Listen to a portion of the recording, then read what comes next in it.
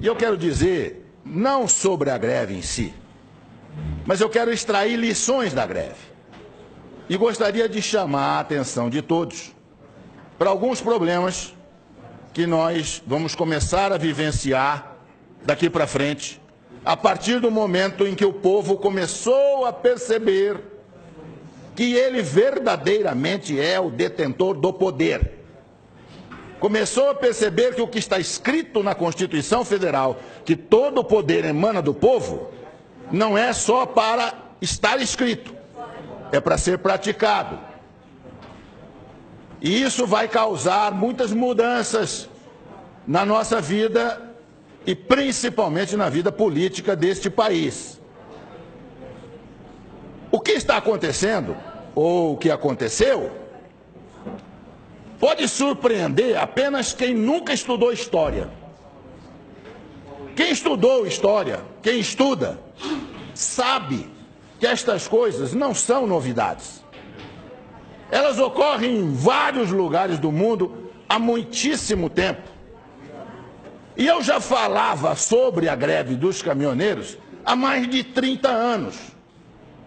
Se alguém aqui duvidar, dá um convite, entra na minha página do Facebook e os senhores vão ver diversas manifestações de ex-alunos meus, lembrando que eu dizia em sala de aula que um dia os caminhoneiros descobririam aqui o poder que possuem e que o dia que isso acontecesse, nós viríamos coisas que nunca pensamos em ver. O que eu era? Uma pitonisa? Um adivinho? Não, um sujeito que estuda e que conhece a história. E eu convido os senhores também, se quiserem entender o que eu estou falando, a procurarem. Não temos mais videolocadora, mas procura no Netflix, procura no Now. 2 filmes. Um chamado Fist, F-I-S-T, com o Sylvester Stallone, antes dele ser o Rambo, antes dele ser o Rock. Ou então peçam um filme chamado Hoffa, H-O-F-F-A, com Jack Nicholson. Os 2 filmes tratam do mesmo problema. O que os caminhoneiros fizeram nos Estados Unidos na década de 60. O presidente do Sindicato dos Caminhoneiros da América do Norte, dos transportadores de carne, de carga, o Jimmy Hoffa, um dia à noite foi buscado em casa por 4 pessoas e nunca mais se ouviu falar dele. Nem o rastro, nem o cheiro. Provavelmente está sepultado em um pilar de ponte que estivesse sendo concretado naquele momento ali em Nova York.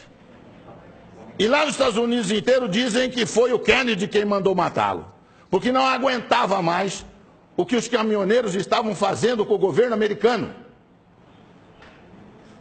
Assistam o filme. Tem 50 anos esse filme.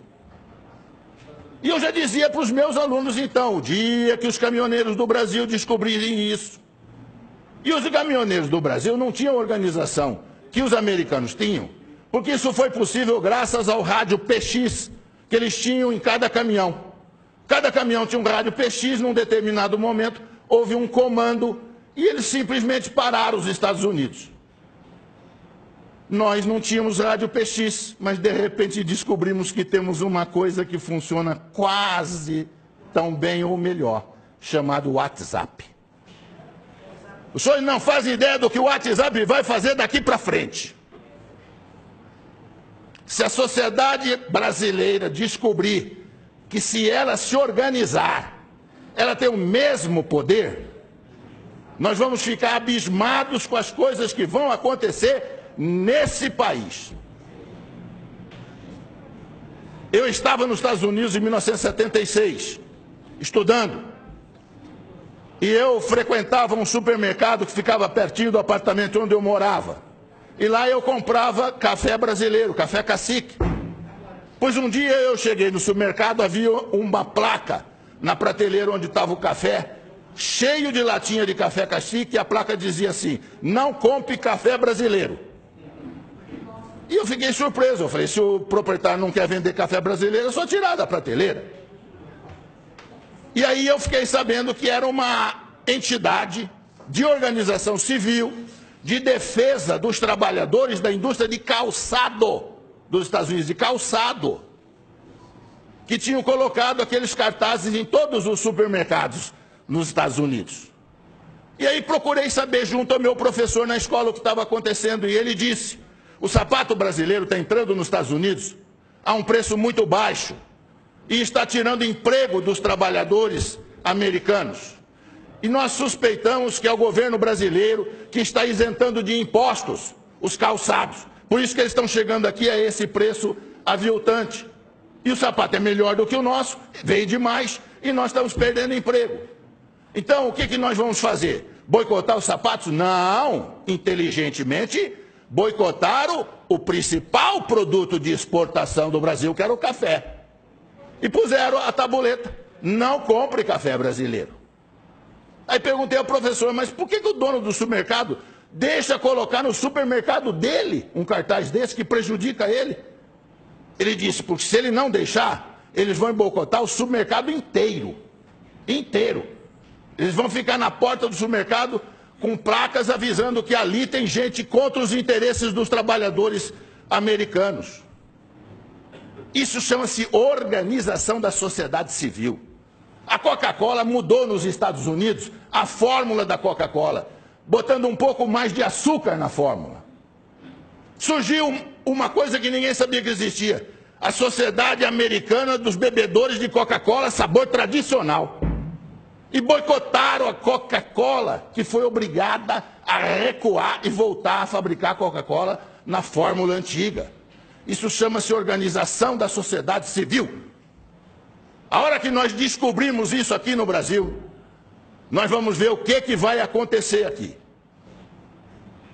Se nós tivéssemos aqui, ao invés de presidencialismo, parlamentarismo, o senhor sabe o que teria acontecido essa semana que passou?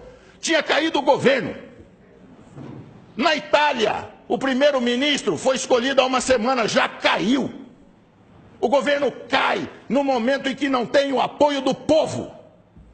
A hora que o povo vai para a rua e o povo reivindica, e como os caminhoneiros fizeram sabiamente, sem violar a lei, os caminhoneiros não violaram a lei. Eles têm todo o direito de não transitar. As estradas estavam abertas, eles estavam parando em áreas privadas, não interditaram coisa nenhuma. E mostraram o poder de obrigar o governo a ceder em tudo. Eu faço ideia se eles tivessem posto na lista de reivindicações, depois de diminuir o diesel, a renúncia do presidente. Quero ver o que o presidente ia falar para eles. Eu não renuncio, então não termino a greve. Verdade.